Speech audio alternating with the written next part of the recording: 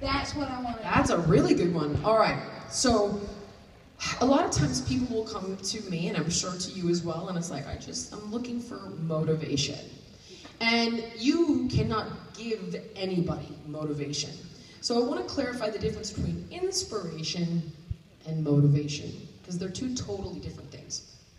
Inspiration is a catalyzer.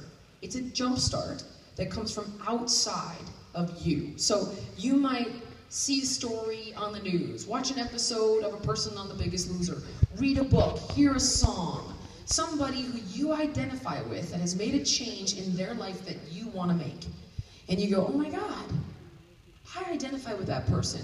And if they can do it, I can do it. You kind of go on that emotional journey with them, and it makes that jump seem a lot more manageable, slightly less scary. You've studied someone else's journey. You've gone on that emotional roller coaster. You've been inspired to start making a change. That's inspiration.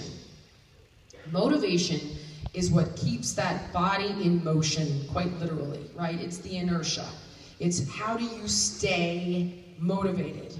And I think the question is, how do you stay inspired? And the way you stay inspired is by being motivated. And motivation has to come from inside of us. It's the why, right? And there's a great quote, and originally I think it was Nietzsche, and it goes something like this. I don't know, I do not speak German, but it goes something like, if you have a why to live for, you can tolerate any how.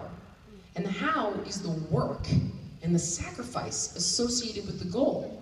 Anybody who tells you that being healthy or getting in shape, or by the way, building a business, starting a family, anything worth having in life is not easy to achieve.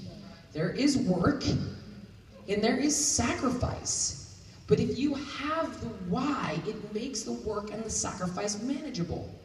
And it was one of the things that I used to say to the Biggest Loser contestants in the very beginning. I was like, listen, work with a why, right? Passion is purpose. So if you have a passion, your work becomes purpose. If you don't have that passion, that why, your work becomes punishing.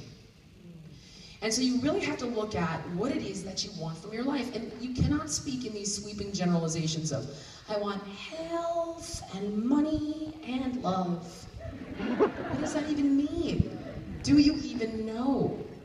You can't emotionally connect to that. It's a sweeping generalization. So, health, what does it look like? Well, I'm a 50-year-old man, and my daughter, is getting older, and I want to be around to walk her down the aisle. Or I'm a 20-year-old kid who's never had a boyfriend, and I want to wear a bikini at spring break. Or, I'm a 30-year-old, I'm 29, turning 30, and I want to be in the best shape of my life for this decade, and my energy is waning, or whatever it is. Details that matter. I want to play with my kids, not be on the sidelines of their lives. And throughout the decades of my life, I've had many, and they run the gamut from deeply profound to incredibly superficial, and all are great as long as you care.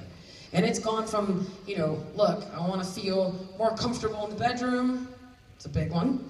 I want to wear a two-piece instead of a one-piece. I want to wear skinny jeans to, I want to walk the walk with regard to my career and my financial success, so people believe I know what I'm talking about. Or I want to live to be around for my kids and their kids. But if you have that why to live for, you can tolerate the work in the moment. I hate working out, really, I hate it. There's not 1 minute where I'm not like, when is this over? I'm the one that watches the clock in every class. I'm like, how has 5 minutes gone by? It feels like an eternity. I hate it. I am not like the endorphin high, feel the burn, rah rah. It's not me. It never has been. I was a fat kid. I think I might remind you of this. But I stop and I'm like, okay, but you know what? You feel good in your skin. You feel, you're 41, you're stronger than ever, and you want to